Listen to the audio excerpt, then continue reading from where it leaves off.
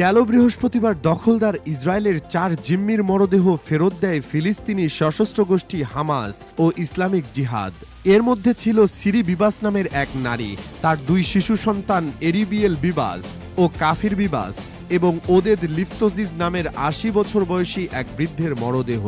মরদেহগুলো বুঝে পাওয়ার পর ইসরায়েল সেগুলো একটি ফরেনসিক ইনস্টিটিউটে নিয়ে পরীক্ষা করে। সেখান থেকে জানা যায় বাকি ৩ মৃত জিম্মি ইসরায়েলি হলেও এক নারীর মরদেহ ইসরায়েলি নয়।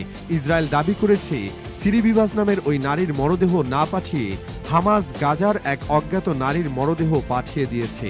এটিকে যুদ্ধবিরতি চুক্তির গুরুতর লঙ্ঘন হিসেবে অভিহিত করেছে নেতানিয়াহুর বাহিনী। তবে হামাস এখন পর্যন্ত এ ব্যাপারে কোনো বক্তব্য দেয়নি।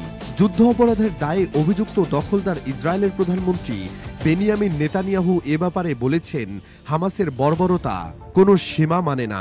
তারা শুধুমাত্র বাবা ইয়ারদেন বিবাস, সিরি ও তার ২ শিশু সন্তানকে অপহরণ করেনি, তারা এই শিশুদের সঙ্গে তাদের মায়ের মরদেহ ফেরত দেয়নি। হামাস কফিনে গাজার এক নারীর মরদেহ পাঠিয়েছে।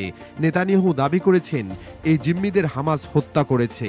উল্লেখ্য যে বৃহস্পতিবার গাজা থেকে জিম্মিদের মরদেহ বুঝে পাওয়ার পর সেগুলো আবু কারিম ফরেনসিক সেন্টারে নিয়ে যায় দখলদার ইসরায়েলের সেনারা। এরপর সেগুলো ডিএনএ পরীক্ষা করা হয়। ওই পরীক্ষাতেই মূলত ৩ জনের পরিচয় শনাক্ত করা গেছে। তবে ইসরায়েল দাবি করেছে সিরি বিবাসের নামে যে নারীর মরদেহ পাঠানো হয়েছে সেটির সঙ্গে ডিএনএর মিল খুঁজে পাওয়া যায়নি। এছাড়া অন্য কোনো জিম্মির ডিএনএর সঙ্গেও এই মরদেহের ডিএনএ মেলেনি।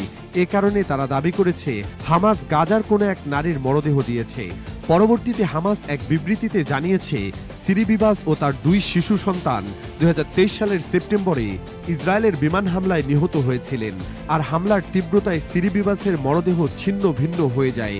এ কারণে তারা হয়তো ভুল মরদেহ পাঠিয়েছে অথবা অন্য মরদেহের সঙ্গে তার মরদেহ মিক্স হয়ে গেছে। হামাসের এমন বক্তব্য দেওয়ার পর দখলদার ইসরায়েলের প্রধানমন্ত্রী বেনিয়ামিন নেতানিয়াহু হুমকি দিয়েছেন, যদি সিরি বিবাসের মরদেহ ফেরত না দেওয়া হয় তাহলে গাজায় তারা আবারও তীব্র হামলা চালানো শুরু করবেন। এছাড়া ইসরায়েলের অন্যান্য রাজনীতিবিদরাও একই হুমকি দিয়েছেন। এমন পরিস্থিতির দরুন গাজাবাসীর মধ্যে আতঙ্ক দেখা দিয়েছে। সিরি বিবাসের ভুল মরদেহকে ইস্যু করে ইসরায়েলি সেনারা হয়তো সেখানে আবারও বর্বর হামলা চালানো শুরু করতে পারে। এমন ভীতি এখন তাড়া করে বেড়াচ্ছে নিরীহ ফিলিস্তিনিদের। এদিকে কাতার ভিত্তিক সংবাদ মাধ্যম আল জাজিরাকে বাস্তুচ্যুত গাজার কয়েকটি পরিবার জানিয়েছে যুদ্ধবিরতি প্রথম থেকেই ভঙ্গুর ছিল, কিন্তু এখন এটি একটি ক্রিটিক্যাল পর্যায়ে পৌঁছেছে।